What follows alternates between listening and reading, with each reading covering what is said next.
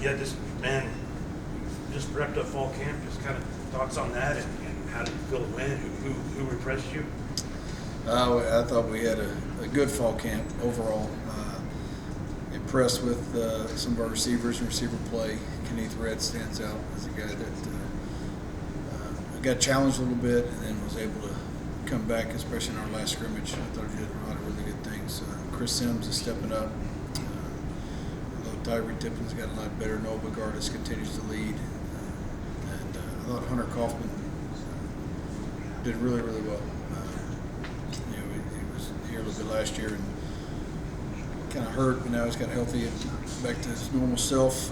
They've really done a good job on special teams, which we've challenged them, and I'm going to continue to challenge them to help us out in that role. I think our front seven defensively, I thought they did off and on.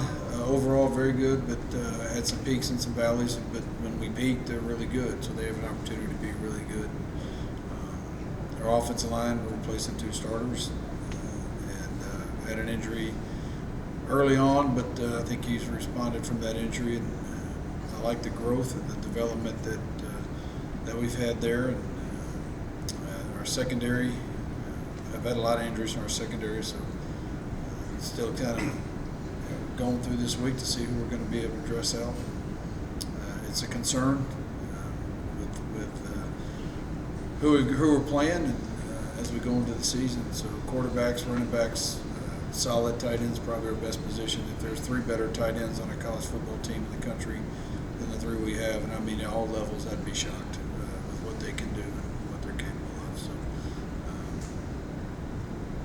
other than that, I thought it was overall really good, and we're excited to be starting preparation for Western Colorado this week, and looking forward to an opponent to hit instead of each other for the first time in 21 days. But you mentioned last week you had probably 3 guys competing for 2 open spots on the offensive line. Do you have any clarity on who those 2 might be, at least for the first game? There's some clarity, but there's not really set in stone. So I think that the health of one of the guys coming back, I think it solidifies us a little bit. But I think one of our tackle positions, we've got 2 guys that are still, it could be a game time decision about who goes in and starts. So, it's kind of rare. Nick has been here since 2019 due to COVID and everything else. How nice and rare is that just to have that consistency at quarterback here? well, sometimes it hurts me. 10th year, right? We were in a scrimmage the other day, and Coach Martin's telling on the headsets, put the ball right here, put the ball right here, and Nick goes, put the ball here, and it was successful. And I told Nick, I said, man, I just want you to know Coach Martin wanted it here. He goes, well, we've been practicing this all year long on this hash. It just goes to show that, Nick's like a coach on the field, and having him here that long and having him be in our same system with the same coordinator for so long has really helped him develop. It's also helped, Caleb going in the game as a backup. But, I said this before, I've got confidence in Caleb to go out there and run the offense. I got confidence in both Kyle Brown and Josh Colwell to go out there and run the offense. I think all are highly intelligent guys. And, I think Nick has taken advantage of us. Nick's going to graduate here with a master's degree, and we're going to pay for most of it. So, I try to tell our guys that's what you do. I mean, that's what you're supposed to do. Use football to get your education. That's the main thing. Because this game's going to end for you one day, and your education's always going to be there. So, but I'm looking forward to seeing Nick go out and play and compete. It's going to be a heck of a challenge with what Western does on defense and the different looks and blitzes. And I've known Coach Todd Hour, their defense coordinator, for 15 years now, and he's always got something. He knows Coach Martin, so it should be a pretty interesting chess match going into it. Coach, you talked about 3 solid tight ends, and obviously, Gerber's already been brought up here, but on defense, you guys look solid too. You guys get Cavender on defense. What are you excited? Who are you excited about on defense for you this year? Well, I'm excited to see Ashton Reynolds, if he can get on the field. I know if he gets on the field, he's something special. Mike Smith at defensive end, another defensive end. I think Cole Oster at outside backer has grown. He's matured. He's been in the been in this for a year. And then we've got, you know, 3 young guys at the other outside backer that Kobe King and Leo Covington and Darius Carlson. And Darius is not young. He was here last year but didn't get a lot of playing time there.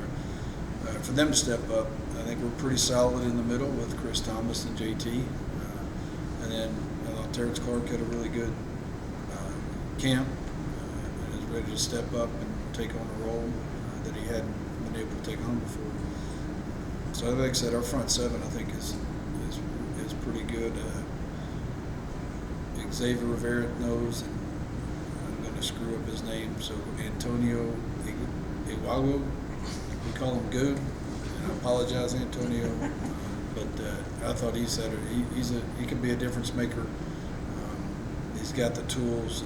He's just got to be a little more disciplined playing those, but he's quick and he can make people miss. So, you know, that's what I'm looking at. Eric Goodman, I thought he has become more of a technical player than he was last year. I think he used his speed and his long arms and his reach and all to help him, but this year he's actually done a better job with his hands and becoming a better player by doing that. So, you know, I'm hoping we can all pull it together. And in the secondary, I got Preston Suzuki and Carson Outworth playing safety, and they're solid. And Ty Dillon's a solid corner. And, you know, we're still looking for guys to come off the injury report and push them a little bit and make us better. You mentioned a lot of strength at linebacker. You know, you did lose Collins from last year. In terms of shaping up for who do you think is going to step up and fill in that role? Is that any more solid heading into the first game?